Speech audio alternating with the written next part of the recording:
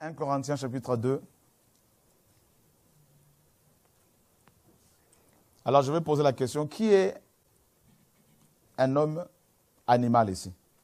Est-ce qu'il y a des hommes, est-ce que quelqu'un se considère comme un homme animal? Qui n'est pas un homme animal? Qui se dit, moi je ne suis pas un homme animal?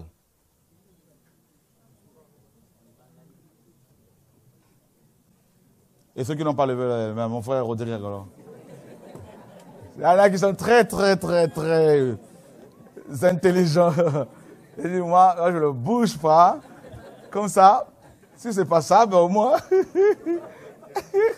c'est un piège. Waouh. Donc, vous êtes Dieu.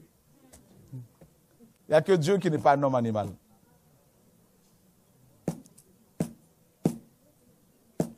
Vous allez voir avec l'enseignement que nous sommes tous des hommes animaux.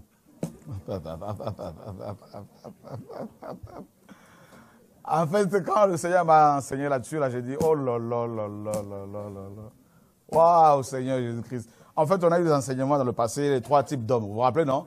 L'homme animal, l'homme spirituel et l'homme charnel. Alors non, charnel, on n'y est pas. Ah non, je ne suis pas charnel.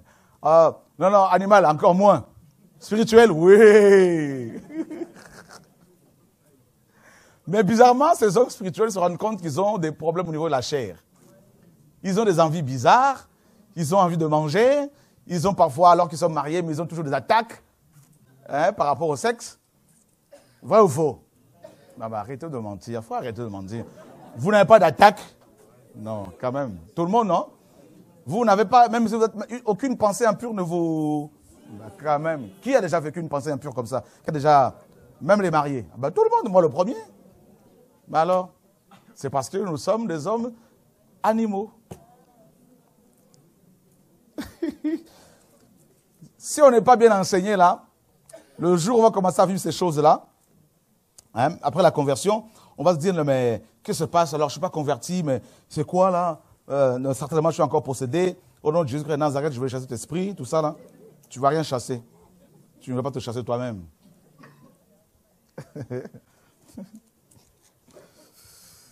Oh Seigneur, c'est beau quand Dieu nous enseigne. En fait, je lisais ce passage tout à l'heure, un passage par rapport à l'homme animal, et puis le Seigneur me parlait dans ma pensée, me disait, mais vous êtes tous des hommes animaux. Je disais, mais Seigneur, mais dans mon cœur, je me dis, mais ça comment ça là? Mais ça, c'est pas... ça, tu luttais quoi. Non, mais c'est ici. Il m'a donné des raisons, plusieurs versets, et puis vous allez voir ça. Voilà. Donc, ça fait partie de notre identité, connaître son identité. Hein? Parce que si vous ne connaissez pas votre identité, vous allez facilement vous faire avoir.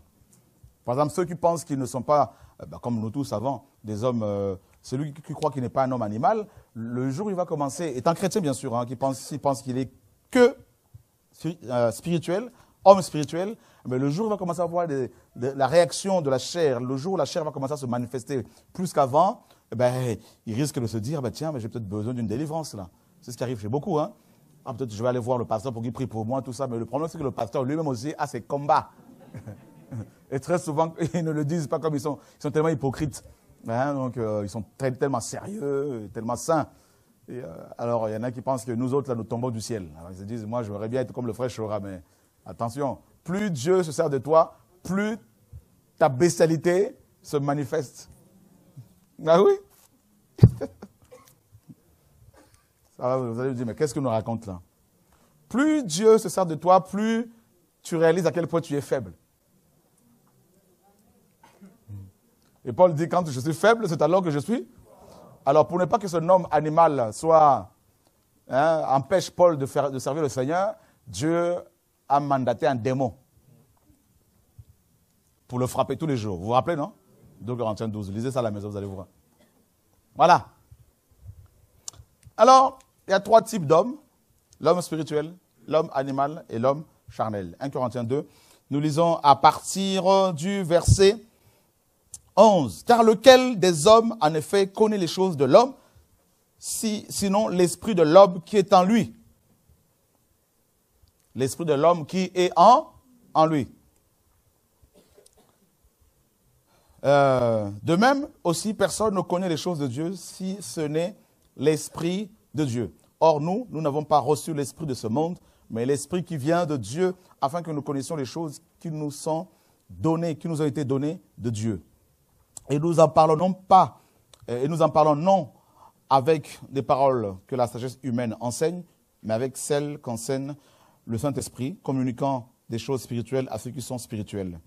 Or, l'homme animal, l'homme naturel, ne comprend pas les choses de l'Esprit de Dieu, car elles sont une folie pour lui. Il ne peut même pas les entendre parce que c'est spirituellement qu'on en juge. Alors l'homme animal et l'homme, c'est l'homme physique. C'est ça l'homme animal. Ce n'est pas parce que tu es converti que tu n'es plus physique. La preuve, ton physique a besoin de manger, vrai ou faux? C'est ça. C'est pour cela que, vous savez, c'est waouh, Seigneur, mais c'est pas possible, mais c'est grave. L'homme animal ne comprend pas les choses de Dieu. C'est clair. Paul dit, la chair et le sang ne peuvent hériter le royaume de Dieu. On est d'accord, hein? Est-ce que nous comprenons les choses du Seigneur avec notre corps physique? Ah, c'est ça l'homme animal. C'est l'homme physique. D'abord, l'homme animal, c'est aussi l'âme, ton âme. C'est ça l'homme animal. Donc on ne peut pas comprendre les choses de Dieu avec notre corps physique. C'est impossible. Voilà. Car le Seigneur disait, mes paroles sont esprit et vie. Voilà. C'est bon? On va aller encore plus loin, ne vous inquiétez pas, le Seigneur va nous aider. Et c'est justement ce côté humain-là de l'homme, ce côté animal de l'homme que Satan exploite pour qu'il y ait autant de problèmes dans les églises. Où les chrétiens se comportent comme des animaux après. Et dans le monde, on n'en parle même pas. Encore, les animaux tuent pour manger, mais l'homme tue par plaisir. Hein, pour le plaisir. Voilà. Il tue son semblable et il trouve ça normal. Voilà. Voilà la bestialité de l'homme. Ils sont en costard et cravate, mais ils ne sont pas plus intelligents que les animaux. Et on va voir que c'est grave. Alors, Paul nous dit qu'il y a l'homme animal et l'homme spirituel qui comprend les choses de Dieu. Et il n'a pas besoin qu'on lui enseigne. L'homme spirituel, c'est qui? C'est d'abord, la dernière fois, on a parlé des esprits. Hein. L'homme spirituel, ben, c'est ton esprit, c'est mon esprit. Nous sommes des esprits habitant un corps physique ayant une âme. Amen. C'est-à-dire le côté animal de l'homme. Voilà. Seigneur, enseigne-nous ta parole au nom de Yeshua. Nous sommes dans Ecclésiaste. Ecclésiaste. Quelqu'un va nous lire avec le micro, c'est possible, le chapitre 3. Il va commencer à partir du verset 19 jusqu'au verset 21. Donc l'homme animal ici, bien sûr, veut dire celui qui respire. Hein? C'est ça ce que le grec veut dire ici, là, par rapport à l'homme animal, c'est celui qui respire. Hein? Le principe de la vie animale, c'est que les humains ont en commun avec les animaux. D'accord? Voilà. C'est bon? Quelqu'un peut nous lire ça? Donc ça donne ça.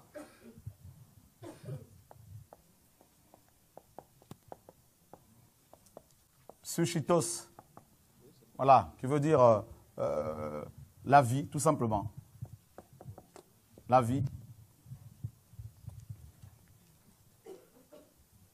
D'accord? Ouais. Et la racine.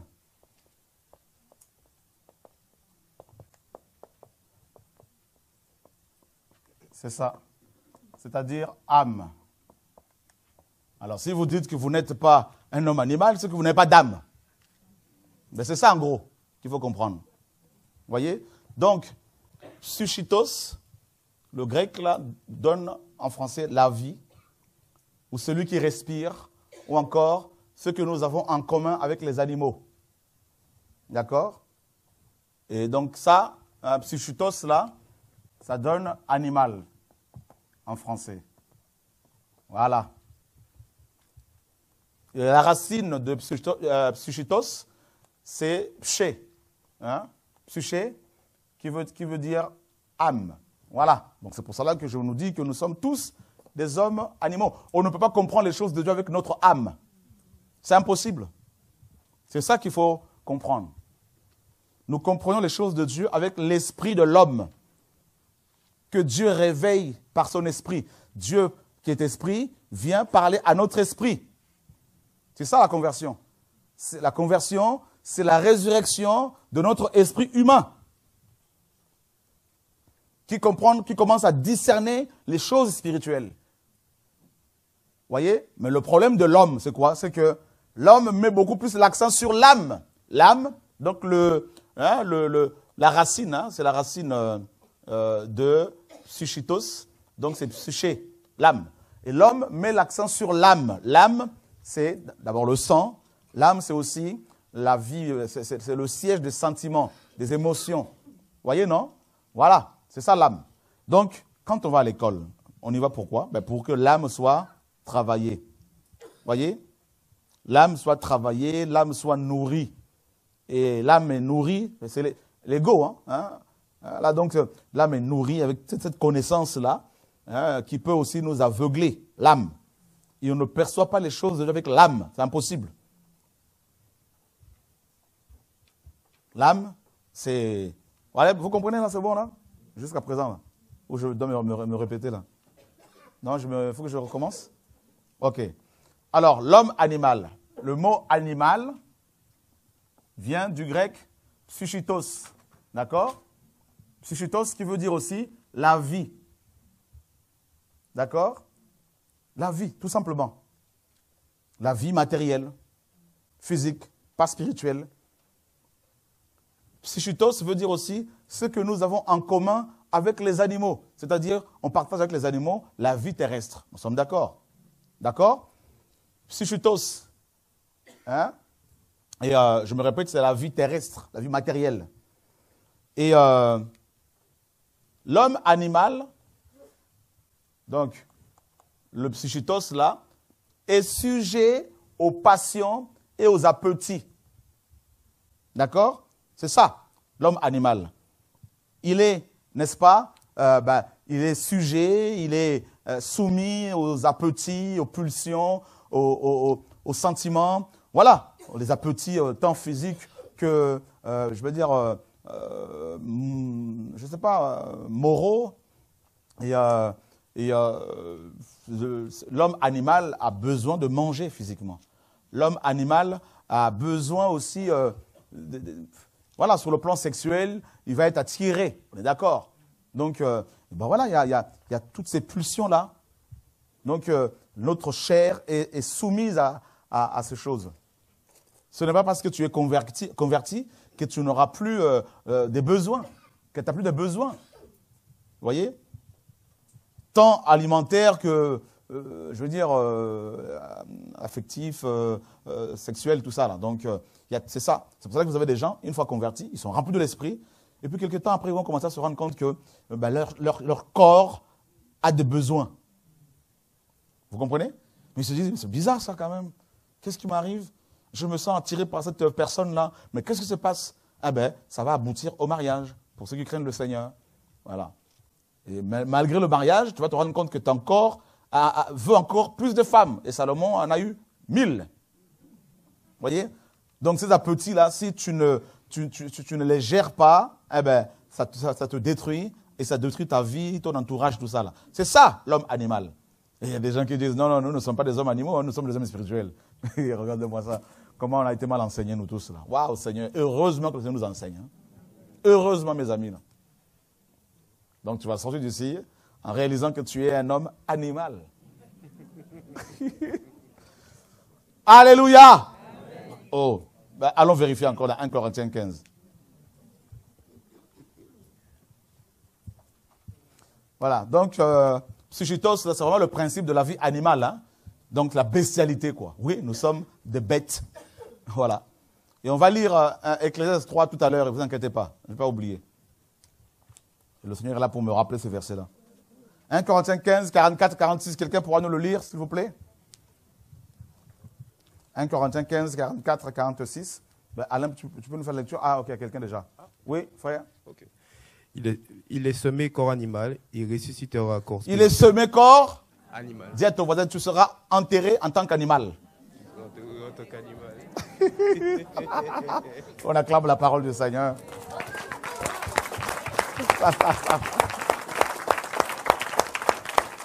Alléluia! Oh, Seigneur, enseigne-nous. C'est pour cela qu'il nous faut être enseigné à l'école du Saint-Esprit. Bon, on va aller plus loin encore. On va lire à partir du verset 40, je crois, pour avoir une compréhension. Il y a aussi des corps célestes et des corps terrestres. Mais autre est l'éclat des corps célestes et autre celui des corps terrestres. Autre est l'éclat du soleil, autre l'éclat de la lune, autre l'éclat des étoiles. Même une étoile diffère d'une autre étoile en éclat. Il en sera aussi de même à la résurrection des morts. Le corps est semé corruptible, il ressuscitera incorruptible. Il est semé dans le déshonneur, il ressuscite dans la gloire. Il est semé dans la faiblesse, il ressuscite dans la force. Il est semé corps animal, il ressuscitera corps spirituel. Waouh! Il est semé corps animal. Waouh! On continue?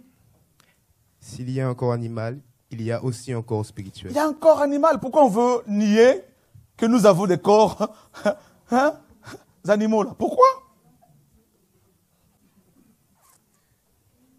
Et maintenant, quand il y a des combats, on dit que ce sont des démons, il faut qu'on soit délivré de ça. C'est pour ça qu'il y en a, ils vont d'église en église pour être délivrés de démons, alors que ce ne sont pas forcément des démons, c'est leur corps.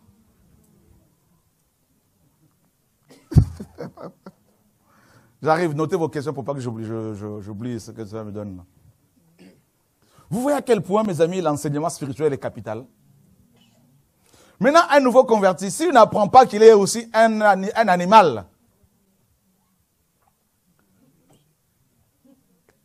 eh bien, quand tu auras des attaques, tu vas dire, mais c'est pas possible, moi, il faut qu'on me délivre de ça. Mais on ne peut pas te délivrer de toi-même. C'est soit la mort en Christ, soit lors de l'enlèvement de l'Église. Mais il faut que tu sois bien informé pour que tu saches gérer ton corps animal.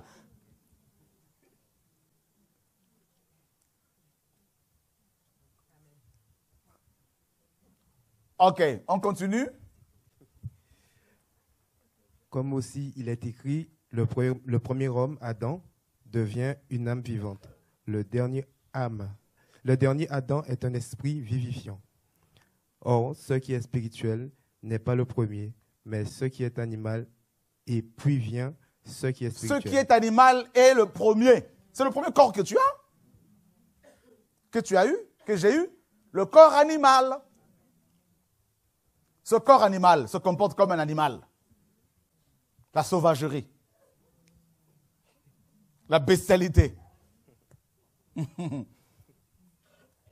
C'est pour cela qu'on a des caractères acariâtres, des caractères compliqués dans nos assemblées.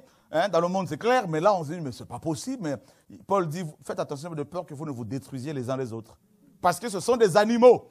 Dieu, quand il voit les hommes, il le voit comme des animaux.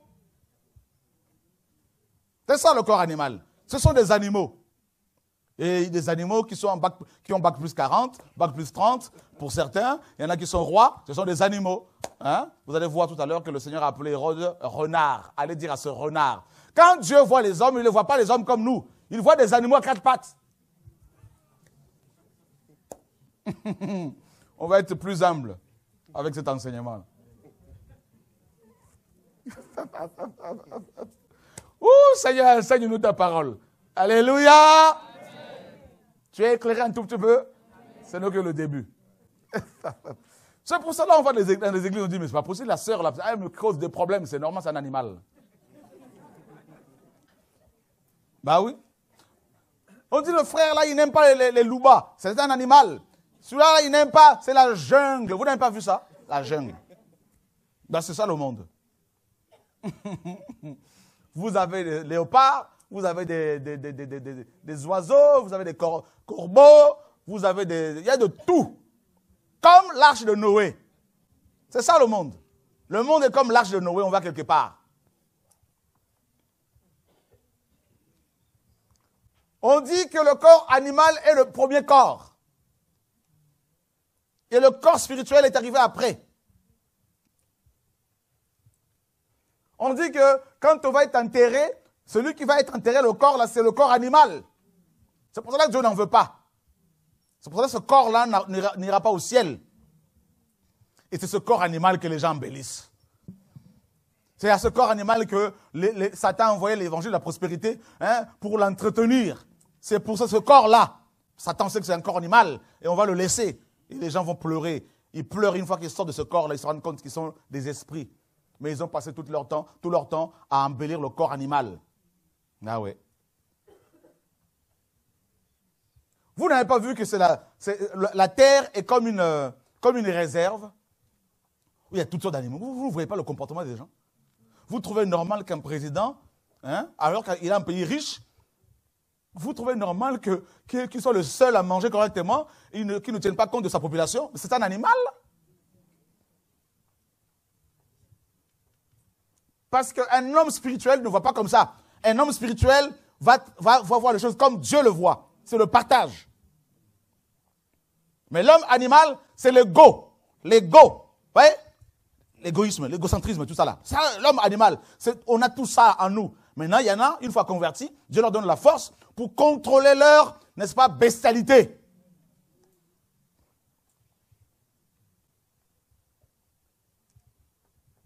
C'est pour cela que vous pouvez parler à ces animaux-là.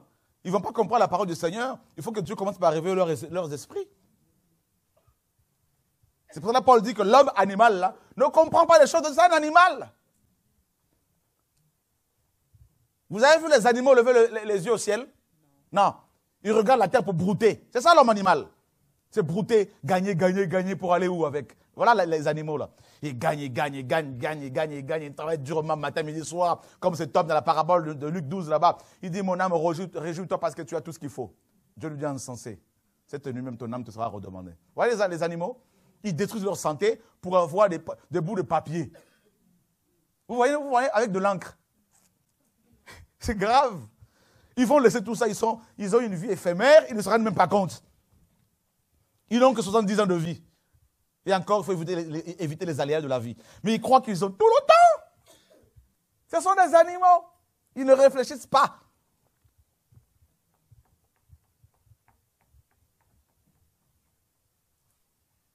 Des animaux.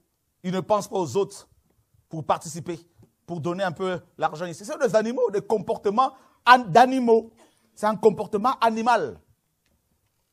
Un homme prend une arme, tue les enfants comme c'est un animal. Un homme prend une bombe, s'explose, c'est un animal. Quelqu'un qui dit qu'il est plus intelligent que les autres parce qu'il est noir, parce qu'il est blanc, c'est un animal. Dieu voit le monde comme ça. Et l'enseignement ce soir va nous permettre de voir comme Dieu voit un tout petit peu l'humanité, là, des animaux. Ils sont fiers dans leur belle voiture, ils ne se rendent même pas compte que ça peut devenir demain un cercueil. Ils sont fiers, ils roulent à 200 à l'heure, ils mettent la musique à fond, ils pensent qu'ils sont quelqu'un. C'est ça les animaux. Vous voyez? C'est grave, la bestialité de l'homme.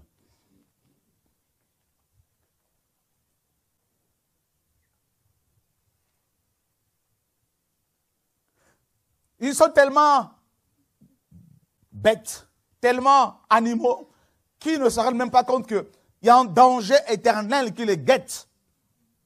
Le lac de feu. Mais non, ils sont parce qu'ils sont animaux.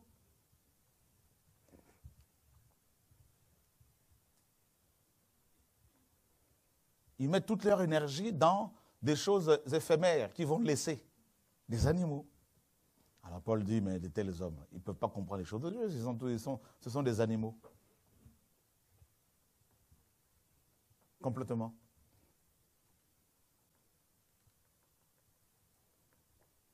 Alors, nous allons prendre par exemple, on va voir comment Dieu nous voit. Déjà, vous avez vu que nous sommes des animaux. Hein? Donc, voilà. Nous sommes dans Luc chapitre 13, verset 32. Alors, on va voir rapidement comment Dieu voit les hommes. Vous allez voir qu'il les voit comme des animaux. Et nous, on ne les voit pas comme les animaux à cause de notre côté bestial aussi. À moins que l'on soit éclairé par le Seigneur. Quelqu'un va nous lire cela rapidement? Luc 13, 32. Il leur répondit, allez et dites à ce renard, voici je chasse les démons et j'accomplis les guérisons aujourd'hui et demain, et le troisième jour je finis. C'est pourquoi il Ok, je veux lire, voilà c'est parfait, merci frère.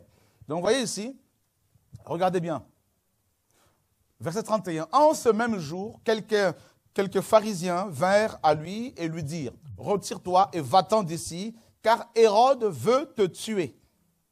Il leur répondit, allez et dites à qui? Ou je dirais plutôt à quoi? À ce renard. Voilà comment Dieu voit les hommes. Hérode se voyait comme un grand roi. C'est un grand roi, craint, respecté de tous. Il avait son trône, il avait son royaume, il avait ses sujets, il avait ses serviteurs, ses servantes, ses femmes, ses copines, tout ce que vous voulez, toute sa richesse. Et comment le Seigneur l'appelle? Un renard. Pourquoi, à votre avis? Parce qu'il tuait les gens. Vous voyez, non? Voilà. Déjà, son père, Hérode le Grand, a tué tous les enfants de 0 à 2 ans. Vous vous rappelez? Voilà. Donc, ici, le Seigneur met l'accent sur son caractère. C'est-à-dire, vous voyez, le caractère de cet homme était le même que cet animal-là, qu'un renard. Il était artificieux. Vous voyez? Il était très malin. C'est ça, son caractère. Donc vous allez voir, en fonction des caractères des uns des autres, vous pouvez facilement discerner quel type d'animaux ils sont. Waouh! On acclame la parole du Seigneur.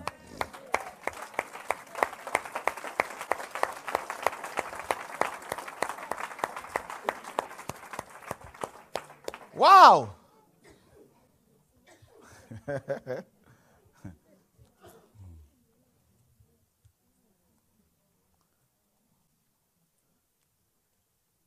Seigneur Jésus.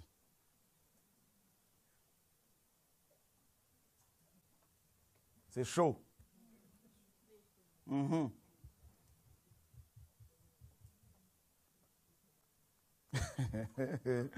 Seigneur Jésus-Christ. Aujourd'hui, si je dis qu'un président est un renard, on va dire maintenant il fait de la politique, il manque du respect aux autorités. Tout est mélangé dans la tête des religieux, là. D'ailleurs, je serai de plus en plus dans les manifestations des gens de ce monde qui manifestent tout ça pour aller prêcher la parole là-dedans. Vous allez me voir partout, là. Voilà, je ne suis pas de la politique. Mais je ne peux pas me taire quand les animaux se manifestent comme ça. Dieu m'a dit, va et libère mon peuple. Vrai ou faux? Ben, je dois apporter la parole partout. Vous voulez que je m'enferme dans un bâtiment? Que pour vous? Non? Ça, c'est juste une parenthèse. Il y avait une manifestation il n'y a pas longtemps, là. Je suis allé sur place. Il y avait une femme là-bas qui disait, tel mon Seigneur était notre Dieu, et notre Dieu maintenant. Et je dis, non, c'est Jésus-Christ. Tu vois, il faut aller prêcher la parole à ces gens. Voilà. Les religieux veulent que je sois, qu'on soit dans les bâtiments, qu'on soit dans les maisons, qu'on soit seulement avec les chrétiens. C'est complètement religieux. Et vous pensez que les autres, là, Dieu ne les aime pas? Il faut aller là-bas. Allez dire à ce renard-là. Un renard sur son trône et qui se prenait pour quelqu'un. Regarde ce renard. Seigneur Jésus-Christ de Nazareth. D'abord, autre chose. Vous allez voir que nous sommes vraiment des animaux. Hein. Pierre est en train de prier dans Acte 10. Vous vous rappelez, non? Une nappe tombe du ciel. Vrai ou faux? Il y avait quoi dedans? Des animaux. Il y avait des reptiles. Donc il y en a, ce sont des crocos. D'autres, des lézards. Ce n'est pas moi qui le dis. Hein. C'est écrit dans la Bible, vrai ou faux? Acceptons tel que nous sommes, frères, sur le plan physique. Je vous dis.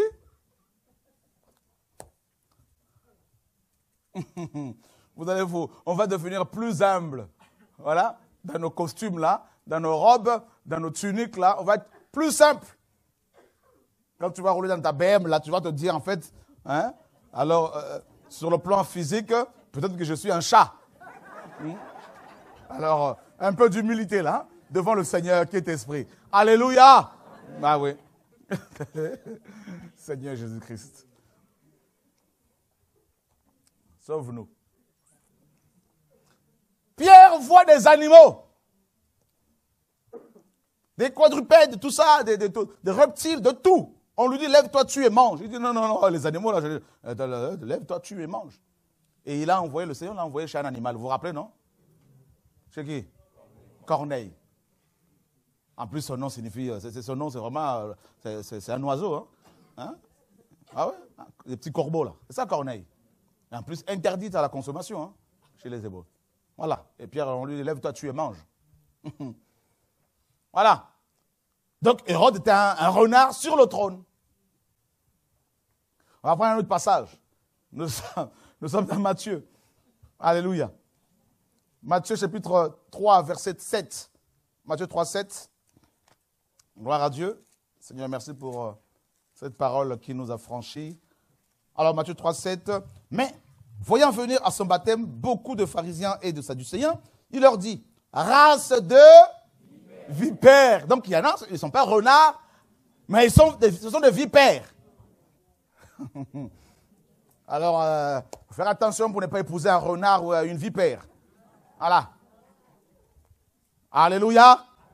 Ben, qui se rend compte qu'il n'était pas bien enseigné là-dessus? N'est-ce pas que nous sommes aussi des brebis? Ben oui. Vous avez des brebis, vous avez des animaux sauvages après. C'est tout ça là.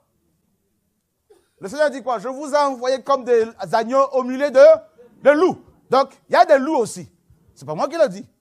Donc, quand Dieu regarde l'humanité, il voit des brebis entourées de vipères, entourées de renards, entourées de loups, entourées de léopards, des scorpions, des boucs. Ben, il a dit qu'il va séparer les boucs avec les brebis. Vrai ou faux? Ben voilà. On acclame la parole du Seigneur.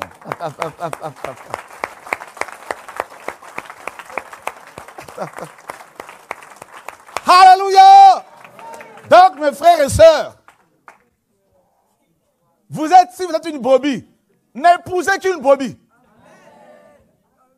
Bah oui. Vous êtes une brebis, vous vous laissez diriger par un léopard, votre pasteur.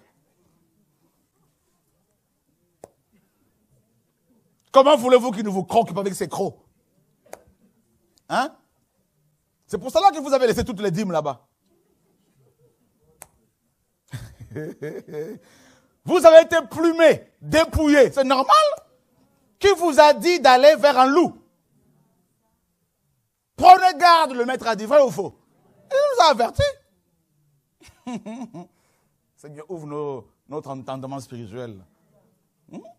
Vous êtes une brebis, vous allez chercher des problèmes auprès d'animaux sauvages, des solutions. Un loup est chez lui comme ça, et vous arrivez comme ça, tout naïvement, tout ça là. Pasteur, oui, j'ai des problèmes. Il n'y a pas de souci. Amène une enveloppe, on va prier. Et puis bon, du coup, tu es maintenant surveillé par le loup. Tu dois lui rendre compte à chaque fois. Si tu veux voyager, il faut qu'il le sache. Tu veux te marier, il faut qu'il le sache. Tu veux faire un commerce, il faut qu'il soit au courant. Il faut qu'il sache combien tu gagnes par mois, qui tu fréquentes, tout ça. Et il te dit, si tu quittes l'église locale, eh bien, tu seras frappé par le Seigneur. N'abandonnez pas votre assemblée. Et c'est papa, l'église de papa et maman.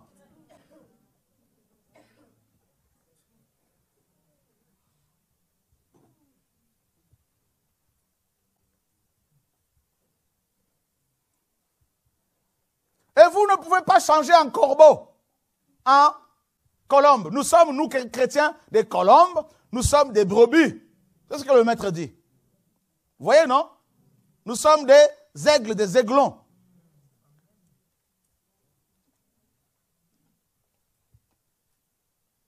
Ah, voilà. Des lionceaux.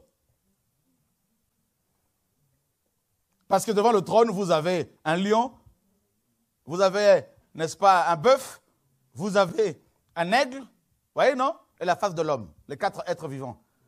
Voilà. C'est ces animaux-là que nous sommes. Maintenant, les autres qui ne sont pas en Christ, eh ben leur bestialité, ben c'est des renards, leur caractère. Vipère, ça mord. Il y a le venin. Voilà, d'aspic. Voyez? C'est terrible. Oh Seigneur Jésus-Christ. Quand le Seigneur m'a parlé de ça tout à l'heure, je disais, waouh Seigneur, oh là là, nous sommes des animaux Seigneur. Oh mais c'est terrible ça. J'ai encore mieux compris pourquoi j'ai eu autant de problèmes. Pourquoi autant de clash. Parce qu'à un moment donné, si vous mettez un agneau avec un loup, même s'il y a une entente dans un problème, ils vont finir par se... il y a une guerre après là. Parce qu'il y en a qui va vouloir manger l'autre, et l'autre, il ne va pas accepter de se faire manger. Eh ben non. Séparation. Il y a des séparations que vous devez accepter. Elles sont salutaires. Elles sont salutaires. Si vous refusez, là, vous allez être croqué. Il y en a qui ont laissé leur plume. Ils n'arrivent plus à voler, à prendre leur place. Toutes les plumes sont parties. Il y a des séparations qui sont salutaires. Voilà, avant tu t'envolais bien, tu priais correctement, tu prenais la hauteur, tu étais seul, tu criais, Dieu se manifestait. Tu avais des songes, des visions, tout ça. Là. Depuis que tu as fréquenté l'église dans le loup, tu as tout perdu. Tu ne pries plus comme avant, tu ne jeûnes plus comme avant, tu ne médites plus comme avant, même ton entreprise a fait faillite. Ah oui.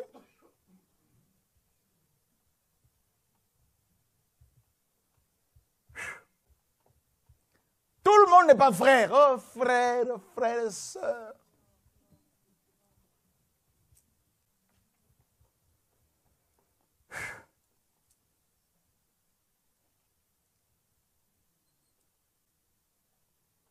Donc, les églises, la physique, là, ce sont des rassemblements, des rassemblements d'animaux. Hein? C'est pour ça qu'il y a tout le temps des problèmes. Tout le temps.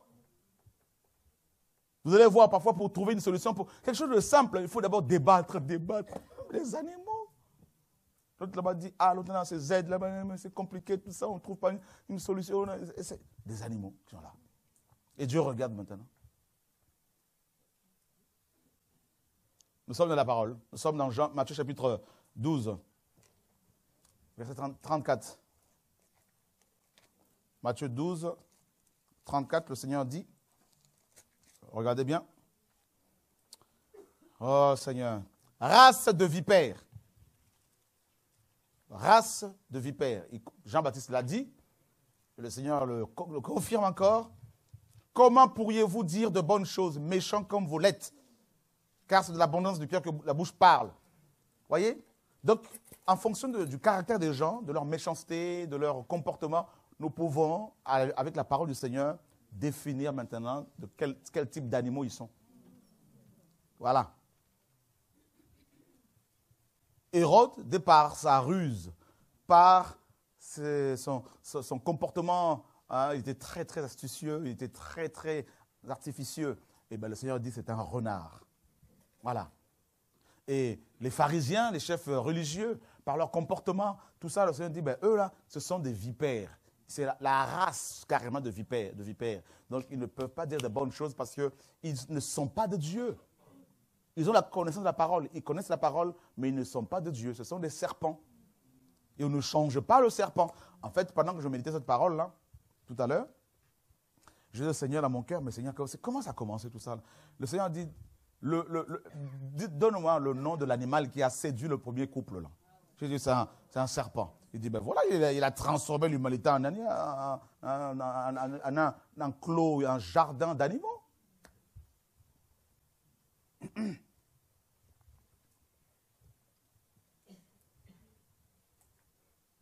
Le serpent a donné naissance à des enfants.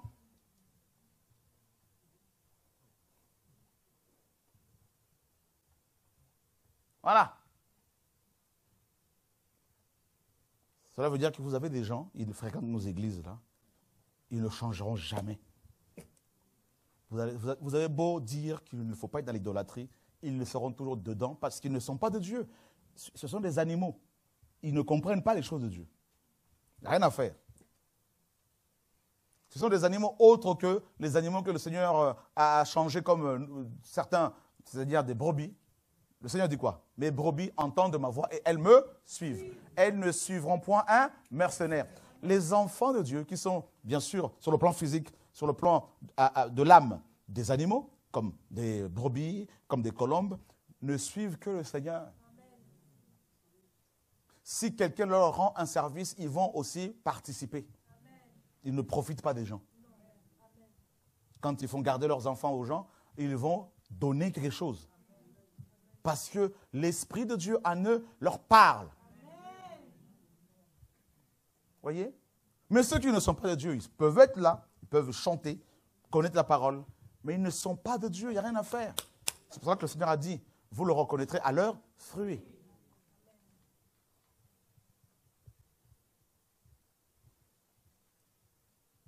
C'est cela le monde. Le monde est comme ça. Nous sommes dans Daniel, chapitre 2. Vous connaissez le chapitre 2 et chapitre 7 également. Vous vous rappelez du chapitre 7? Daniel a vu 4 sortes de bêtes. Vous vous rappelez, non? Voilà. Vous vous rappelez? Et c'est terrible. Hein? C'est-à-dire ceux qui dirigent les nations sont considérés comme des animaux par Dieu. Daniel a vu le premier animal, c'était lequel? Un lion. Vous voyez, non?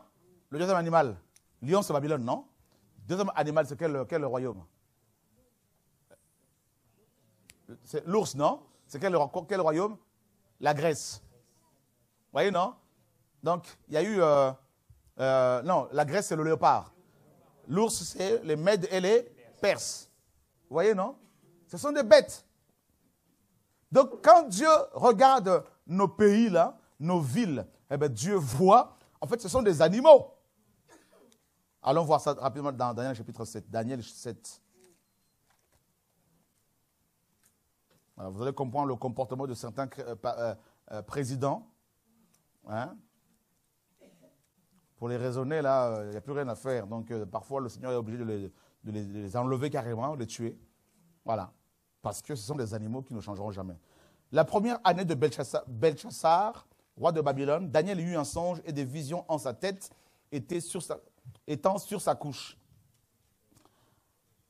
Et le verset 2, Daniel donc parla et dit, « Je regardais dans ma vision nocturne et voici, les 4 vents des cieux s'élevèrent avec impétuosité sur la grande mer. » Donc sur le monde. Hein. Puis 4 grandes bêtes montèrent de la bête différentes les unes des autres. Et on nous dit que ces bêtes-là, bien sûr, ce sont les 4 royaumes. Vous voyez? Et c'est terrible. C'est terrible. Terrible.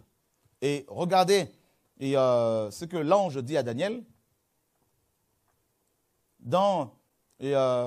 Pardon. Donc il voit, la première bête, c'est un animal, un lion. La deuxième bête était semblable à un ours. Et la troisième bête, c'était un léopard. Et la 4e bête, Daniel n'a pas pu l'identifier. Mais simplement, il dit qu'elle était différente de toutes les bêtes et qui avaient été avant elle. Elle était extrêmement, extraordinairement, elle était terrible, pardon, épouvantable et extraordinairement forte. Elle avait de grandes dents de fer. Elle mangeait, brisait et foulait aux pieds ce qui restait. Elle était différente de toutes les bêtes qui avaient été avant elle et elle avait 10 cornes. Vous voyez? Et c'est terrible. Et le verset, verset 15 de Daniel 7, « Moi, Daniel, j'eus l'esprit troublé au-dedans de moi et les visions de ma tête m'effrayèrent. Je m'approchai de l'un des assistants et lui demandai ce qu'il y avait de vrai dans toutes ces choses et il me parla en me donnant l'interprétation de ces choses en disant « Ces 4 grandes bêtes sont 4 rois. » C'est terrible, hein? 4 rois qui se leveront de la terre. Vous voyez? Donc Dieu voit même des rois, il les voit comme des bêtes. Voilà. Et on comprend mieux les choses. On comprend mieux pourquoi de tels comportements. Pourquoi? Vous savez que la terre, Dieu l'a bénie.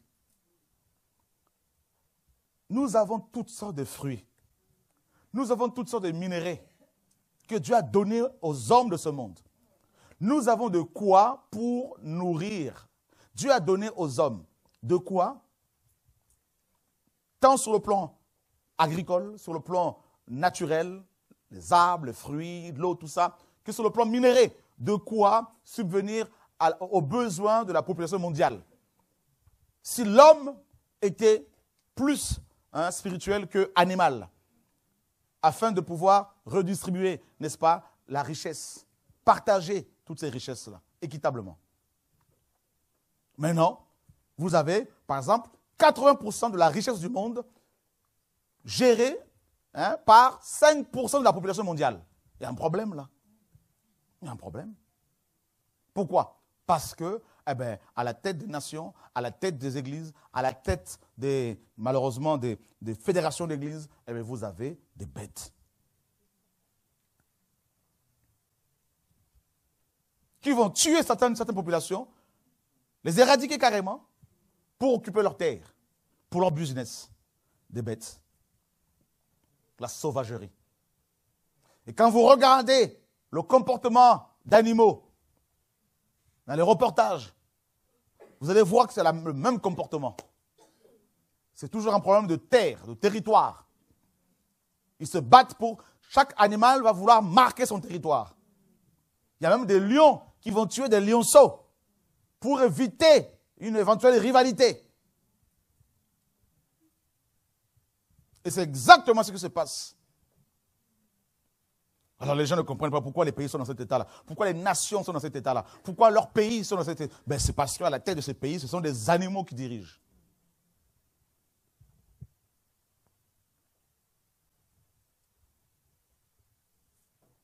Des lois uniques qui sont votées pour encourager la bestialité. Pour valider la bestialité. Voilà le monde. C'est pour cela que l'intelligence ne vient pas des études de fait. Non, l'intelligence, elle est de Dieu. C'est Dieu qui la donne. Ce n'est pas parce que tu as beaucoup étudié que tu vas être intelligent. Parce que sinon, le monde ne serait pas dans cet état-là.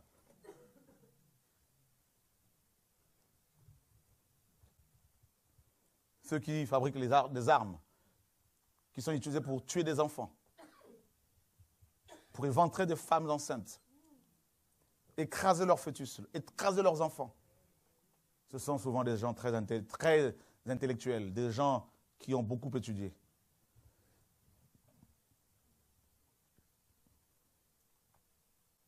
Voilà le monde. Comment vous pouvez comprendre que dans un pays, que les gens du Nord fassent la guerre à ceux du Sud, et inversement, ceux du Sud fassent la guerre à ceux du Nord. Le même pays, même peuple. Ils se mangent. Comment vous pouvez comprendre ces choses-là?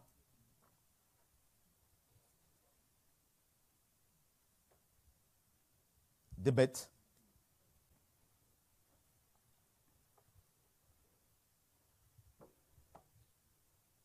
Comment vous pouvez comprendre que quelqu'un qui dirige un pays ne soit entouré que déjà de son ethnie? Et il leur confie des postes à responsabilité alors qu'ils n'ont pas forcément des compétences. Et ceux qui ont des compétences, sont au pied de, n'est-ce pas, de l'échelle, en bas de l'échelle. Voilà. Comment vous pouvez comprendre ces choses-là? Des bêtes.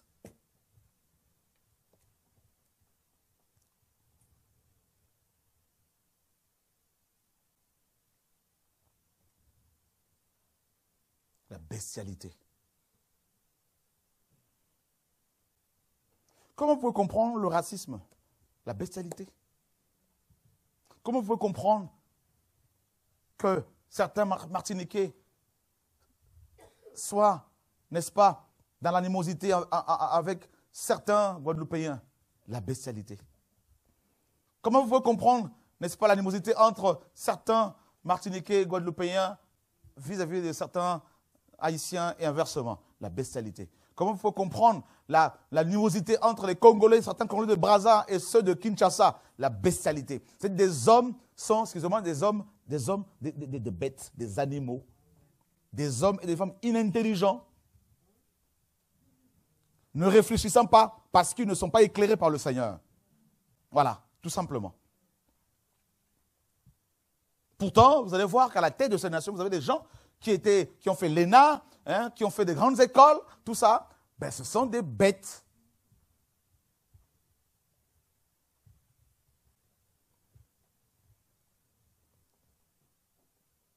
Parce que je vois, nous, avec le peu de moyens que Dieu peut nous donner, ce n'est pas grand-chose. Le peu de moyens financiers, matériels, on arrive à aider les frères et sœurs, à aller mettre des orphelinats ici et là. Il ne suffit pas de beaucoup d'argent, un peu. Avec l'intelligence de Dieu, on peut rendre service aux frères, rendre service aux gens, subvenir aux besoins des gens, aider les frères et sœurs, tout ça. Mais comment est-ce qu'ils n'arrivent pas à le faire à ces hommes et ces femmes qui ont tant de richesses avec eux, tout ça? Comment c'est possible? Comment c'est possible qu'ils ne se rendent pas compte que devant leur palais, que les routes soient en si mauvais état? Comment ils ne peuvent pas comprendre cela? Ben, ce sont des animaux. Voilà. Parce qu'un animal ne va pas travailler en fonction du futur. Ce sont des animaux, tout simplement.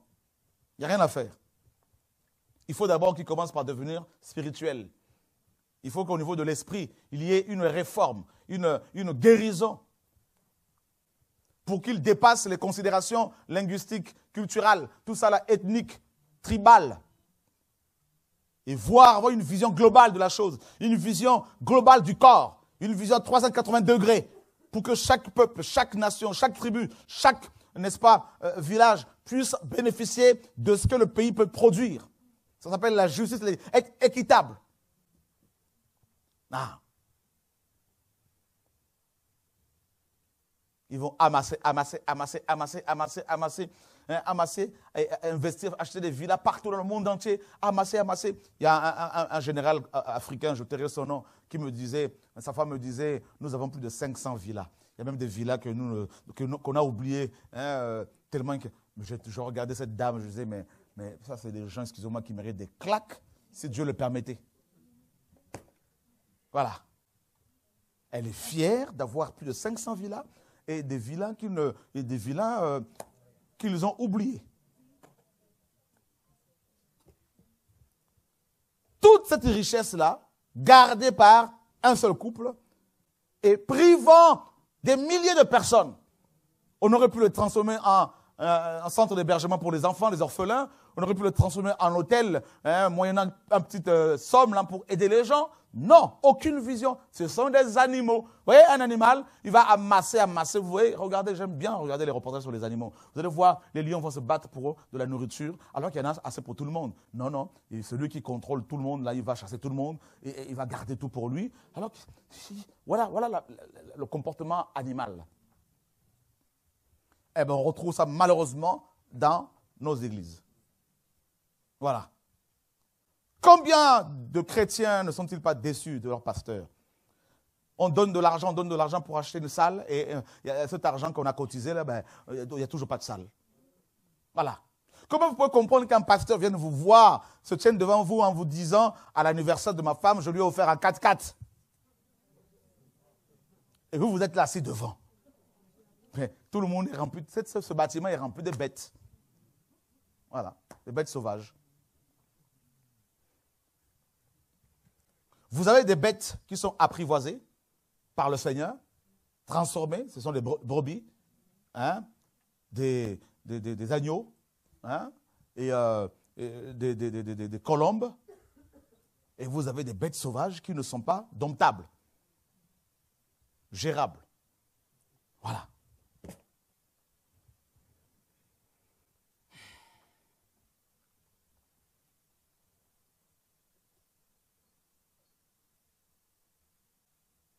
C'est terrible. Comment vous pouvez comprendre qu'un président aille se soigner à l'extérieur de son pays, alors qu'il a les moyens pour avoir un hôpital pour être soigné sur place, pour construire ce qu'il faut, quitte à faire venir des professeurs pour enseigner les gens sur place, pour former les gens sur place. Comment le temps de prendre l'avion médicalisé pour aller se soigner en Occident, faire 7 heures de vol, 8 heures de vol, 6 heures, mais tu risques de crever là-dedans. Là. Vous voyez, ce sont des animaux.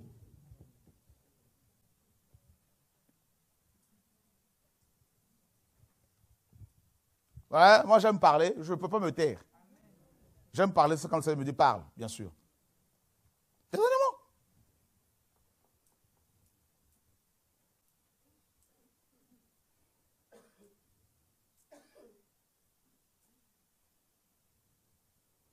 Je suis allé un jour à l'hôpital militaire là, pour rendre visite à quelqu'un. Et j'ai vu beaucoup de ministres africains là-dedans. J'ai dit, mais ils sont tous en costard, honnêtement. Je ne voulais même pas les calculer. Ça m'irritait. J'étais avec l'enfant d'un grand général africain. Ça m'irritait. Je dis, mais ceux-là, je restais avec ceux-là, moi je partais. Des animaux. Il y en a qui ont fait AVC, tellement qu'ils ont couché avec des femmes d'autrui. Tellement qu'ils ont touché à la sorcellerie. Des animaux. Vous voyez les animaux? Regardez, je vais vous montrer à quel point ils sont vraiment animaux, mais sauvages. Ils ont étudié. Ils ont bac plus 15, bac plus 7. Ils ont fait des grandes écoles qu'on n'a même pas fait, vous et moi. Mais on va les faire rentrer dans une chambre toute noire. On va leur donner une épée et ils vont taper sur un crâne humain. Ting, ting, ting, pour devenir franc-maçon. On va leur donner un bout de fil pour mettre autour de la taille pour être protégé.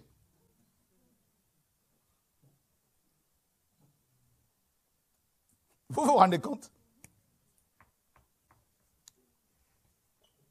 Oh Seigneur!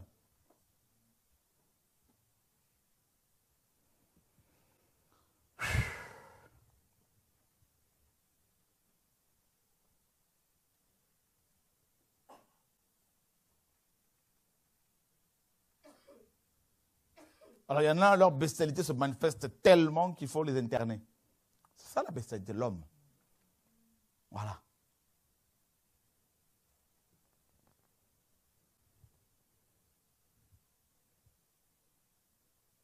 C'est chaud. Seul Dieu peut nous aider à dompter cette nature méchante, sauvage.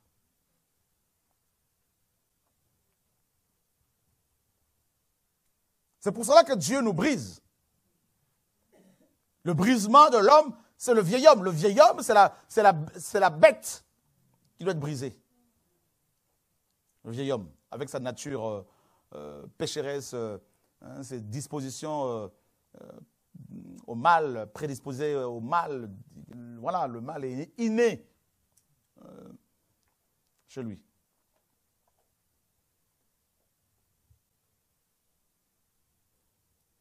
Et à un moment donné, il y en a, s'ils ne font pas attention, c'est comme si le côté bestial se réveille, prend le dessus. Et là, ils se considèrent comme des dieux. Comme Hérode, un jour, il se tient devant le peuple et dit, bon, voilà, le peuple disait, voix d'un Dieu et non d'un homme. Et Dieu a foudroyé, il a envoyé un ange. Vous vous rappelez dans Actes là-bas, chapitre 13? Voilà, 12. Frappez. Waouh!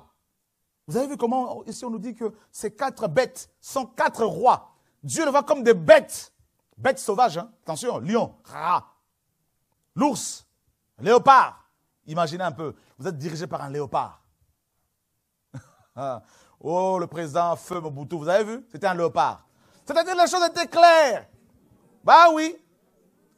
Il avait une tiare là, léopard, en peau de léopard. Son trône était, il y avait un léopard. Les choses étaient, mais les gens ne voyaient pas. Il faut le discernement. C'est-à-dire, le Congo était dirigé par un léopard. Et vous comprenez pourquoi il est dans cet état, le pays. Parce que l'actuel président, là, qui n'est plus le président, lui aussi, il a pris le même totem, le léopard. Et le léopard tue.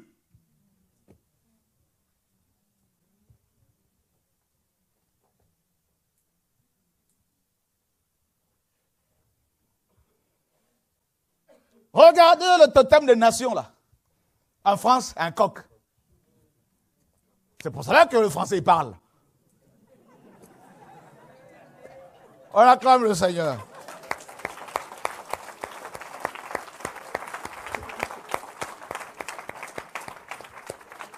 Alléluia. En Russie, c'est un ours. C'est pour ça que Poutine, tu ne peux pas le toucher. Regardez bien, mes amis. et les écussons des nations, là, vous allez voir. Dieu nous parle ce soir. Il nous révèle l'état des nations. L'Angleterre, c'est un lion, mais pas le lion de Judas, c'est un autre lion. Bah oui. C'est terrible. La Martinique, je crois que c'est 4 serpents, non? La Martinique, c'est 4 serpents. Bah oui. C'est pour cela que ceux qui vont en Martinique faire l'œuvre, la plupart des pasteurs, ce n'est tous, ça tombe dans le sexe. Bah oui, les couples ne tiennent pas. 4 serpents. On vous montre, les choses sont claires. Mais dans les églises, on vous prêche seulement l'argent. Au lieu de vous parler de choses spirituelles pour que vous soyez réveillés. Ah oui. Oh Seigneur mon Dieu.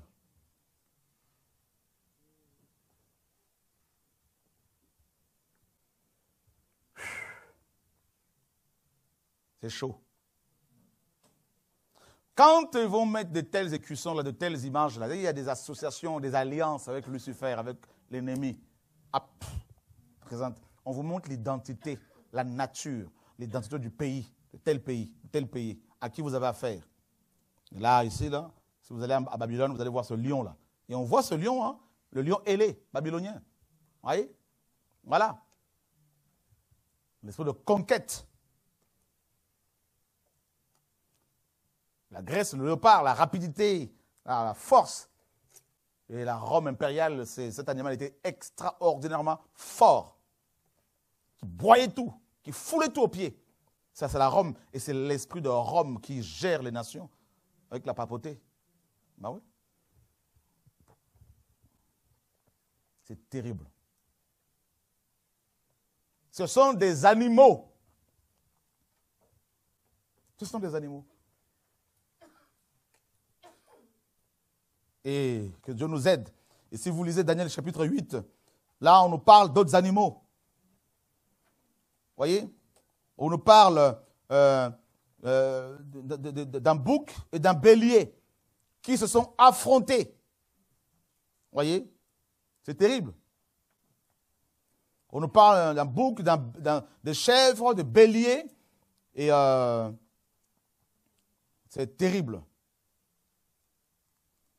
Terrible. Et là, si vous lisez, regardez bien le verset 20 de Daniel 8. Le bélier que tu as vu, qui avait 2 cornes, ce sont les rois des Mèdes et des Perses. Vous voyez? Bélier. Et le bouc velu, c'est le roi de Javan, de la Grèce. C'est terrible, hein? Donc vous voyez bien que Dieu voit à la fois les nations et les hommes qui les dirigent comme des animaux par rapport à leur caractère. Voilà.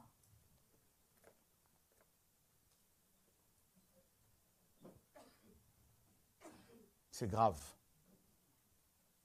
Et non seulement à la tête des nations, hein, à la tête des églises également. Vous vous rappelez, dans Apocalypse 13, vous vous rappelez, non? On nous parle d'une bête qui sortait de la mer. Vous vous rappelez? La même bête. Ah bah oui, la terre entière était séduite par la bête et l'adorait en disant qui peut combattre contre la bête? L'Antichrist, le gouvernement mondial. Ben, c'est un gouvernement bestial. Voilà.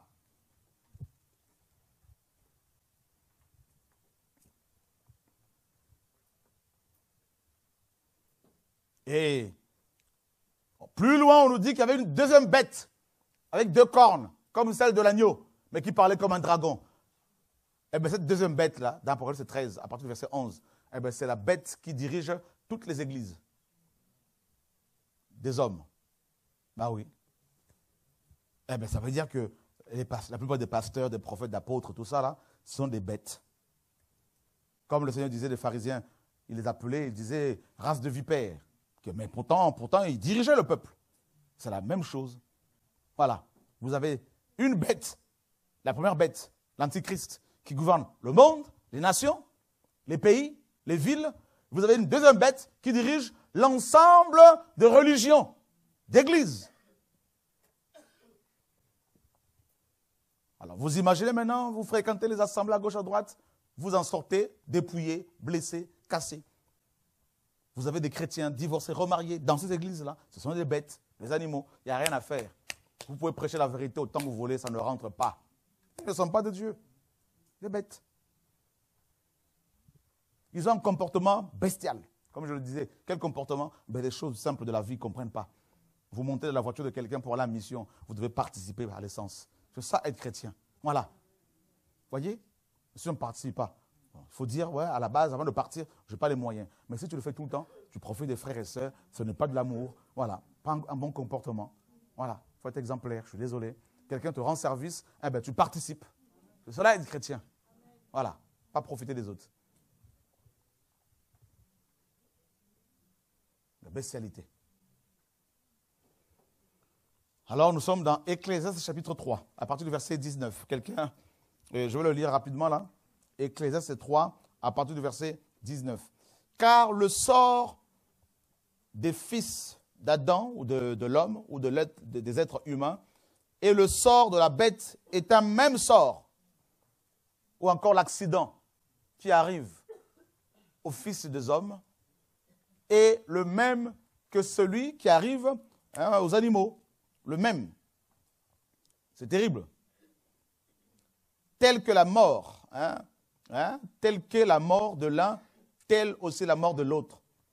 Tous ont un même souffle, ou encore tous ont un esprit. Voilà, littéralement. Ça, c'est la version électronique là. Tous ont un esprit. C'est terrible. En fait, je vais aller plus loin encore, avant d'expliquer. Car tout est vanité, ou encore tout est une vapeur. Voilà. Tout va dans un même lieu. Tout a été fait de la poussière et tout retourne à la poussière. Waouh!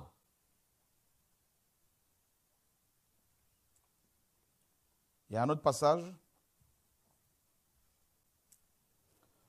au verset 18 toujours. Tous ont un esprit ou un souffle, et la supériorité de l'homme sur la bête est nulle. Ah, ça c'est fort ça. Pendant des années, on nous a fait croire que l'homme était supérieur aux animaux. Mais ma Bible me dit que l'homme n'est pas, comment? Il n'y a pas ce verset-là? Non, enfin, j'ai pas vu. Le verset 19. Ah.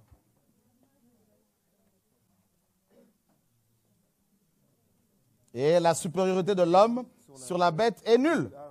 Mais ça, c'est terrible, ça. On vous enseigne dans les écoles que l'homme est plus intelligent que la bête. Supérieur aux animaux. Mais ma Bible me dit que Dieu dit non, non, non, non, mes enfants. Non. Ben non, à cause du péché, eh ben, l'homme est comme, l'homme est égal à l'animal. La même chose. Ben oui.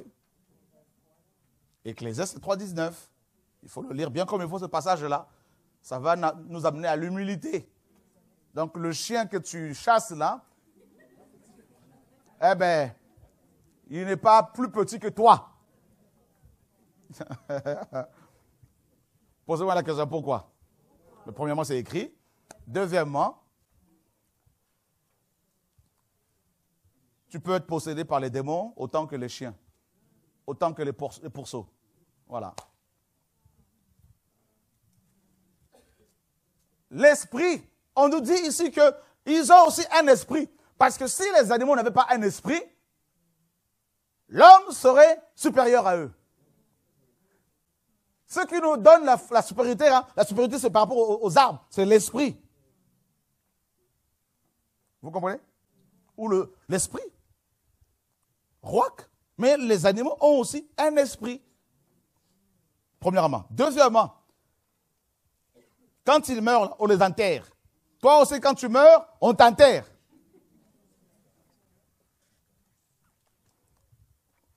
Vous voyez, non? Ils peuvent être écrasés, tu peux être aussi écrasé. Ils souffrent quand on le frappe, tu souffres aussi. Alors, en quoi es-tu supérieur? Ils construisent des maisons, tu construis aussi des maisons. Ils amassent, tu amasses aussi.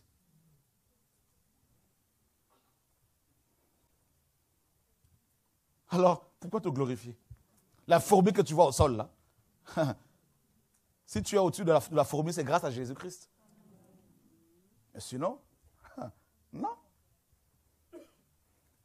Quand un chien va courir après une chienne parce que les deux sont en chaleur, c'est la même chose que tu fais. Et parfois, le chien va courir seulement après une chienne, mais toi, c'est après 1000 femmes.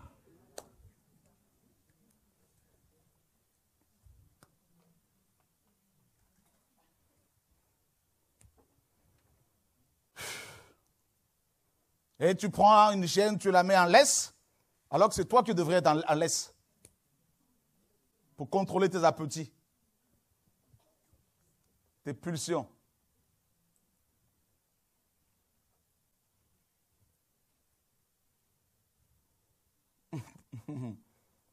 Oh Seigneur.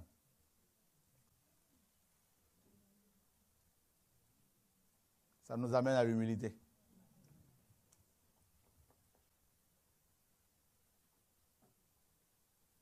Excusez-moi, mais de même qu'un chien peut uriner sur un arbre, de la même manière que toi, tu peux faire aussi. Un chien vomit, tu vomis.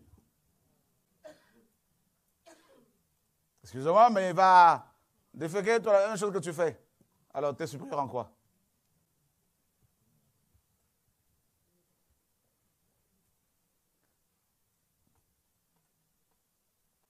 À cause du péché, l'homme est devenu une bête sauvage. Ah oui, le péché. Le péché fait des hommes des véritables animaux. Nous sommes dans 2 Pierre chapitre 2, le verset 12. Seigneur, sauve-nous.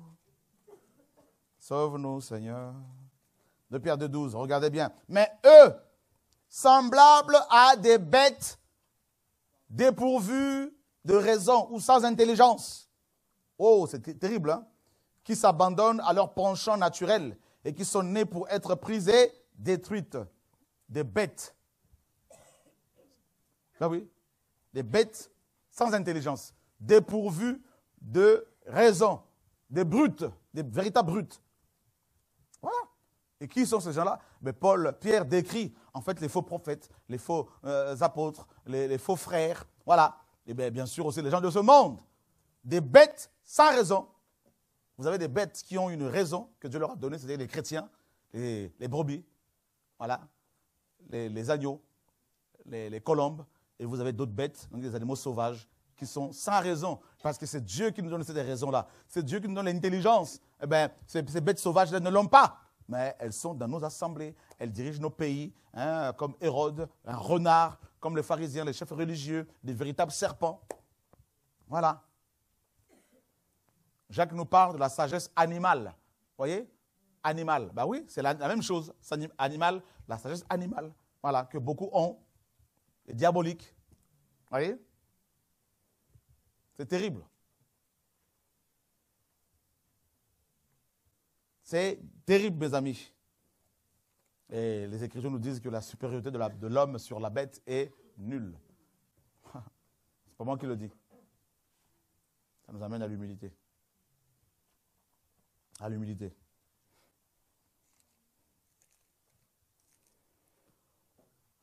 Seigneur.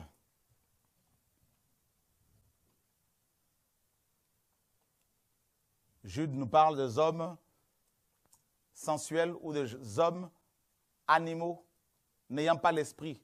Jude 1,19, par exemple. Voilà. Donc ceux qui n'ont pas l'esprit de Dieu sont des bêtes sauvages. Et ceux qui ont l'esprit de Dieu sont des bêtes dociles, des agneaux, des brebis. Jude 1,19, Jude dit, ce sont ceux qui se séparent eux-mêmes des gens, hein, des hommes animaux n'ayant pas l'esprit. Des hommes animaux n'ayant pas l'esprit. Donc c'est ça la différence entre les animaux sauvages et les animaux transformés, dociles, qui sont les chrétiens véritables. C'est-à-dire les chrétiens, en plus de leur âme et de leur esprit, ils ont reçu l'Esprit de Dieu qui leur donne maintenant, au niveau de leur âme, de leur côté bestial là, d'avoir les fruits de l'esprit.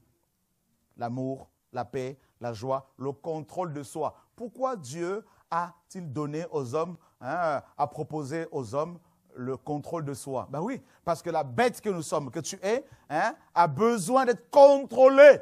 Paul dit qu'il faut posséder son corps dans la sainteté. Ben oui.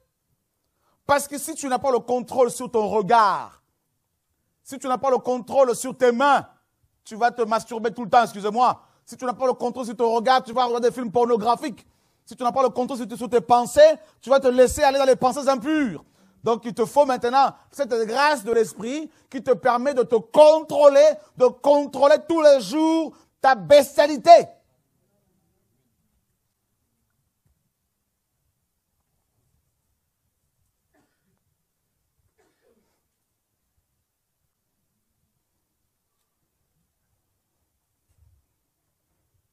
Waouh, Seigneur. Parce que dans le côté bestialité, là, il y a l'orgueil. Ça peut te tuer. Ça peut me tuer. Il y a la gloutonnerie. Ça peut te tuer. Il y a la colère. Ça peut te tuer. La jalousie. La haine. Le racisme. La convoitise. L'impudicité. Voyez? Le mensonge. La violence. L'égoïsme, tout ça. Le fait de vouloir s'habiller sexy pour séduire les autres, te maquiller à outrance. Tout ça. La bête qui est là va te pousser à ces choses-là. Et pour détruire les autres.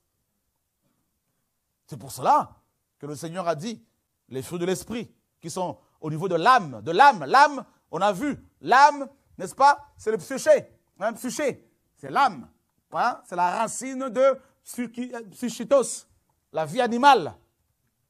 Il te faut ce don-là de maîtrise de soi, tous les jours, en lisant la parole, en priant, tu vas pouvoir contrôler, grâce au Saint-Esprit, ton corps, contrôler cette bête qui est là. Ce n'est pas un démon, ça c'est le vieil homme. Tu vois? Voilà. Qui nous pousse à être des hommes charnels, des chrétiens charnels, comme les Corinthiens. Tu vois, la bête là, l'homme animal, veut que tu sois l'homme charnel en même temps.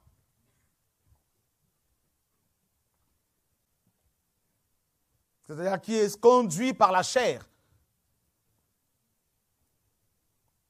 Le m'as-tu vu?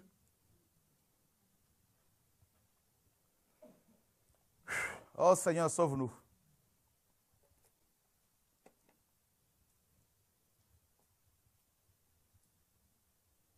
C'est terrible.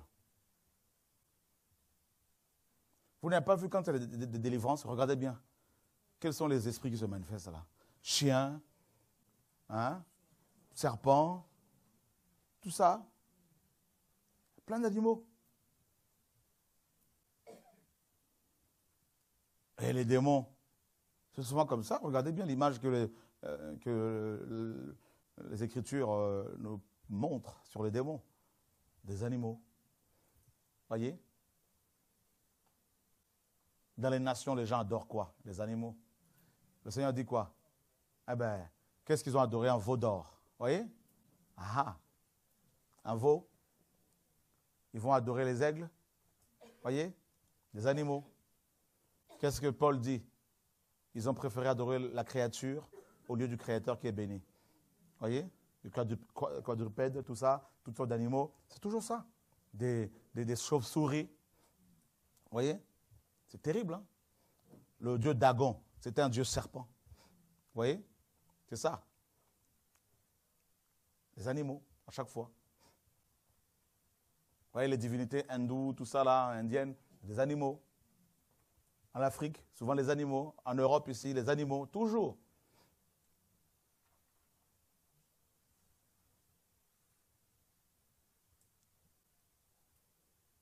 Donc le comportement des gens, quelqu'un qui s'emporte toujours facilement. Et quand il se met en colère, il casse tout. Et c'est la violence comme pas possible. Mais là, vous avez un esprit guerrier. Là, ça, vous voyez? comme un lion, là, comme un léopard, c'est des animaux, là, des félins. Là. Quelqu'un qui est dans l'hypocrisie, là, tout ça, là, serpent, vous voyez? La ruse. D'autres, c'est comme des chats. Vous voyez? Vous avez des sorciers qui se transforment en chat, en hibou, vous voyez? En serpent, en croco, tout ça là. Des animaux. C'est pour cela que quand quelqu'un est saisi, quand il y a un démon en lui, ben vous voyez la violence, ça jette, ça, comme un animal, il a un comportement. Eh bien ça, c'est son comportement dans la vie de tous les jours. C'est ça qu'il faut comprendre. Il y a des gens qui sont comme des... Tu vois, l'animal là, qui est le pan là, tu vois, comme un pan là, tout ça. Ça l'hypocrisie. Vous voyez, le m'as-tu vu? Il faut qu'on me voie, moi. Vous voyez, voilà, je suis maquillé, regardez-moi, tout ça, c'est moi. Ou les bishops qui sont sur Facebook, ce sont des animaux. Tu vois? C'est terrible. Tout est sur les apparences. C'est ça, le comportement des hommes. Alors Dieu nous permet de voir ça. On dit, oula, ce comportement-là, là, là.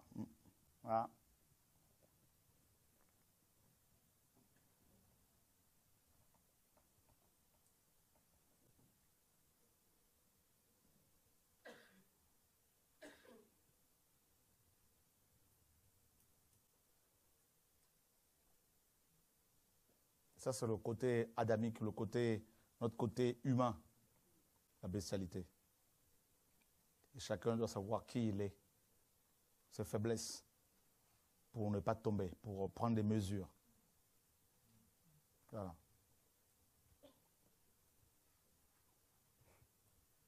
Des questions? Oui, frère.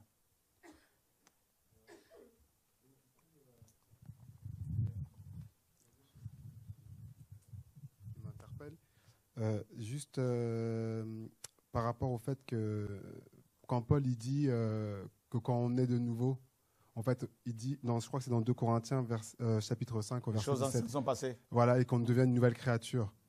Quelqu'un qui est né de nouveau, né d'en haut, ne va pas pécher volontairement. Ouais. Tu vois? Les choses anciennes, bien sûr, le comportement qu'il avait avant, c'est fini. Oui. Mais par contre, le vieil homme est toujours là, la bête là, l'homme animal. Okay. L'homme animal est crucifié à la croix, comme Romains 6 le dit, le vieil homme. Maintenant, c'est pour cela que le Seigneur disait que celui qui veut me suivre doit se charger de sa propre croix tous les jours. Donc c'est tous les jours qu'il faut être avec le Seigneur pour que le vieil homme soit toujours crucifié. Plus tu t'éloignes du Seigneur, plus le vieil homme se réveille. D'accord, donc c'est pour ça que Paul il dit il mortifie son corps de peur. 1 Corinthiens 9, il dit, je mortifie mon corps. Après, pour ne pas être désapprouvé, après avoir bien sûr. Parce que Paul se connaissait. Paul, il avait un problème. La bête que Paul était sur le plan charnel, bien sûr. On ne parle pas des démons ici, on parle de l'homme, le corps humain qui est faible. Hein? Donc, le côté animal de l'homme. Paul, son côté animal, c'était l'orgueil. Il pouvait facilement gonfler, enfler. Alors, pour ne pas enfler, Paul était beaucoup persécuté. Paul avait un démon à côté pour le frapper tout le temps, selon 2 Corinthiens 12, pour pas qu'il enfle à cause des révélations qu'il recevait. C'est pour cela que nous sommes persécutés comme ça. Parce que plus un chrétien est persécuté à cause de la vérité, la parole, plus il va rester humble. Dieu permet cela. Sans la persécution, l'Église va se paganiser.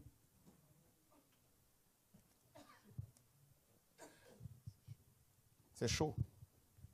C'est vrai qu'il y a autant d'épreuves en tant que chrétien. Une fois qu'on est chrétien, on devient chrétien, il y a autant de persécutions, tout ça, parce que ce côté-là doit être toujours géré, crucifié.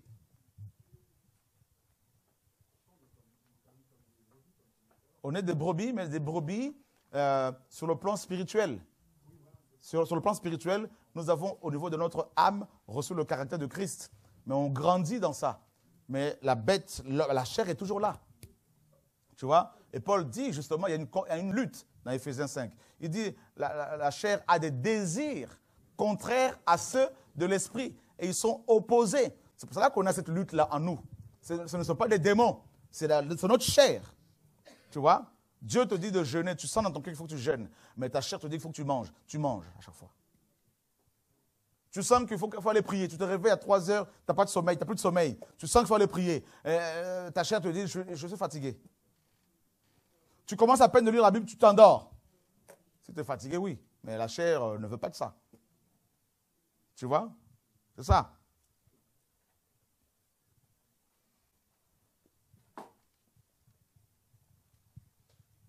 J'avais une question en fait par rapport à l'enseignement de ce soir. Il y a une femme qui voulait se rassasier des miètres, en fait, du maître. Est-ce que c'est un rapport en fait parce qu'on l'appelait petit chien, je ne sais plus très bien le passage. Non, ça n'a rien à voir. Avec, c'est la femme syrophénicienne qui voulait que sa fille soit guérie, c'est ça? Oui, voilà. Non. Le fait, c'est pas son côté, le petit chien, parce que c'est elle-même qui dit que c'est un petit chien. Ok, non, dans ce sens-là, les chiens, oui, les chiens, les corbeaux et tout ça étaient considérés comme des nations. Les nations étaient considérées comme, les chiens, les animaux sauvages. Voilà. Okay. Et Israël comme les brebis, parce que Dieu était leur berger. Yahweh est mon berger, tu vois? D'accord. Voilà. Donc, oui, dans ce sens-là, oui. Merci. Donc, imaginez maintenant, vous avez des comportements de chiens, effectivement. C'est-à-dire, retour à ce qu'ils vous ont vomi. On a vu des gens qui avaient reçu le message du retour à la parole, la sanctification, la crainte de Dieu, et dénoncer la dîme. Mais comme ce sont des animaux, ils ne peuvent que retourner à leur état initial. Ils sont repartis à leur vomi. Ce sont des animaux. Et d'ailleurs, le Seigneur Pierre le dit. Le chien est retourné à son vomi, à ce qu'il a vomi, et la truie se vautrait dans le bourbier. Donc, vous avez des cochons dans les églises. Des cochons. Lisons la parole, là. Ah, c'est une très bonne question, vous voyez. Hein? Qui n'avait jamais vu les choses comme ça? Ben ouais, moi non plus, hein, honnêtement. Hein. Alors, 2 Pierre, chapitre 2, mes amis. Regardez bien la parole ici. Là. C'est fort ce que Pierre a enseigné, hein, ce que Dieu lui a montré. Regardez bien. Verset 20. Et, en effet, si après s'être retirés des souillures du monde par la connaissance du Seigneur et Sauveur Jésus-Christ, ils s'y engagent de nouveau et sont vaincus par elle, leur dernière condition est pire que la première. Car mieux valait pour eux n'avoir pas connu la voie de la justice que de l'avoir connue et de se détourner du saint commandement qui leur avait été donné. Mais ce qu'on dit par un proverbe véritable leur est arrivé. Le chien est retourné à ce qu'il avait vomi. Et la truie, ou le porc, lavé et retourné se vautrer dans le bourbier. Voilà. Donc vous avez des porcs. Donc c'est simple. Vous voyez un chrétien qui retourne à son vomi, un prédicateur, c'est un porc pour Dieu. Et le porc était l'animal le plus répugnant chez les Juifs. Donc c'est un porc et ces deux animaux-là, porc et chien. Les chiens étaient considérés comme des... Le Seigneur disait qu'il ne fallait pas amener le salaire d'un chien, la prostitution. C'est la fornication. Toute forme de fornication. Le rapport sexuel illégitime. Voyez? Des chiens. Donc, vous avez des prédicateurs sur YouTube, il y en a plein, ce sont des chiens. Quand vous écoutez leur message là, c'est comme s'ils vomissaient sur vous. Et Pierre dit, c'est des vagues qui écument sur vous, qui vomissent sur vous. C'est pour cela que je ne veux pas tendre mon oreille à écouter n'importe quel enseignement. Je préfère lire la parole de Dieu. Voilà. C'est terrible. Donc, ce sont des chiens, des porcs qui vous enseignent. Les vrais enfants du Seigneur, il y en a très peu sur Internet, dans les églises. Alors, si c'est pour aller, il y a beaucoup de chrétiens, si Dieu vous montre leur état, vous allez voir du vomi qui dégouline sur eux comme ça, là. Bah oui, ils sont lourds, ils n'avancent pas, il n'y a rien, mais parce qu'ils mangent n'importe quoi. N'importe quoi, ils sont mélangés, ils sont retournés à leur vomi. Dieu voit parmi les hommes des chiens, il voit des porcs, il voit des serpents, il voit des macaques, il voit des lions, il voit des loups, il voit de tout. Voilà. Et les églises, c'est cela. Maintenant, il faut savoir qui est qui. Vous voulez vous marier, pareil, priez que Dieu vous montre l'état spirituel de l'homme ou la femme que vous voulez épouser. Il ne faut pas s'engager comme ça parce que votre chair, votre côté animal vous pousse vers la personne. Il faut contrôler ce côté-là, dans la prière, avec la parole, et demander au Seigneur de vous aider. Parce que si vous épousez une femme qui est sensuelle, qui est de la séduction, qui est faible sexuellement, là, vous allez avoir des problèmes. Hein. Voilà. Il y a des gens, ils ne sont même pas fiancés, ils ne sont même pas mariés, qui sont déjà tactiles, ils sont déjà toutes sortes de choses, dans l'hypocrisie, ils se cachent, bisous, bisous. Dieu vous voit. Vous êtes en train de... Vous voyez, il y a un problème, il faut veiller. Contrôler ce côté animal, là, frère, c'est très important. Ce côté animal, là, si vous ne le contrôlez pas, il peut vous faire n'importe quoi. N'importe quoi. Et vous allez vous dire, mais comment j'ai pu faire ça, moi, tomber comme ça, là, si bas? Ben ouais, parce que tu as sous-estimé ce côté-là. C'est pour cela qu'il faut en être conscient et crier au Seigneur de nous aider et contrôler avec la prière, dans la prière. Seigneur, nous voulons te bénir pour ta parole. Nous voulons te bénir parce que tu es celui qui est venu nous sauver. Les Écritures nous disent qui sommes-nous, Seigneur, qui est l'homme, pour que toi, Yahweh, tu te souviennes de lui. Seigneur, nous sommes faibles, nous avons beaucoup de faiblesses. Nous voulons être tes brebis, les brebis qui entendent ta voix et qui ne suivent pas les mercenaires. Nous voulons être ces hommes et ces femmes, Seigneur, qui se sanctifient. Aide-nous à nous sanctifier, Seigneur, mon Dieu, mon Père. Seigneur, guéris-nous, délivre-nous. Nous voulons être, Seigneur, tes brebis. Nous voulons être, mon Dieu, Père, des colombes, Seigneur, qui sont envoyés ici et là. Nous ne voulons pas être des corbeaux, nous ne voulons pas être des serpents. Nous voulons être, mon Dieu, Père, alléluia, des hommes et des femmes célestes, des hommes spirituels, qui ont reçu de toi la force, Seigneur, pour contrôler leur côté, leur penchant, n'est-ce pas, charnel. Seigneur, mon Dieu, nous voulons contrôler ce côté-là. Nous voulons avoir le dessus.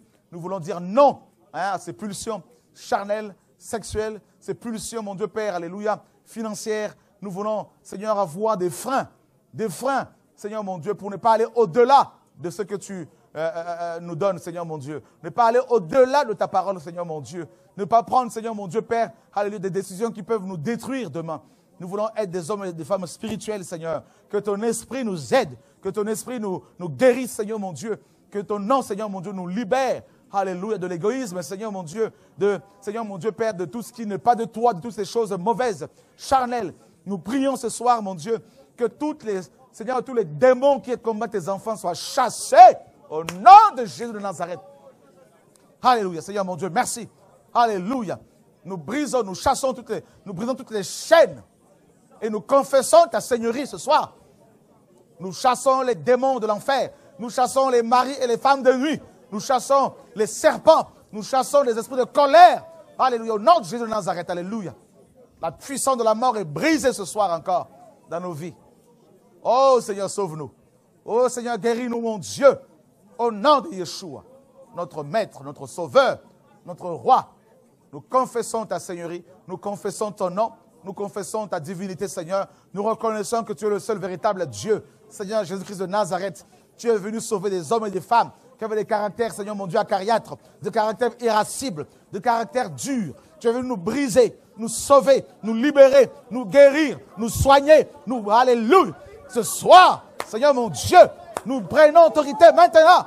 Alléluia. Oh, alléluia. Prends autorité sous ce côté-là que tu as là. Alléluia.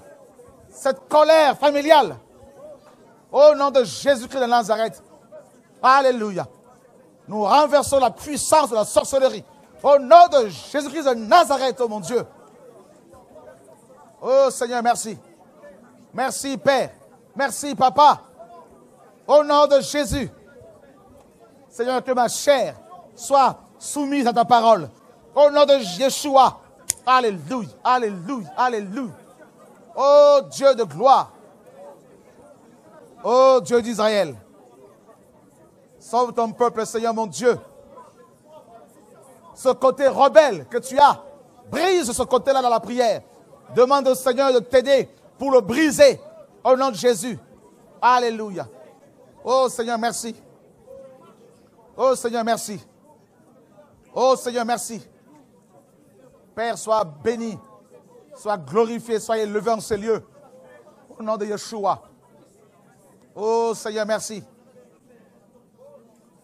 Oh Seigneur, merci pour ta grâce. Au nom de Yeshua. Au nom de Yeshua. Au nom de Yeshua. Oh, alléluia, alléluia, alléluia. Gloire à Dieu. Seigneur, ta parole est vivante. Ta parole est glorieuse. Au nom de Yeshua.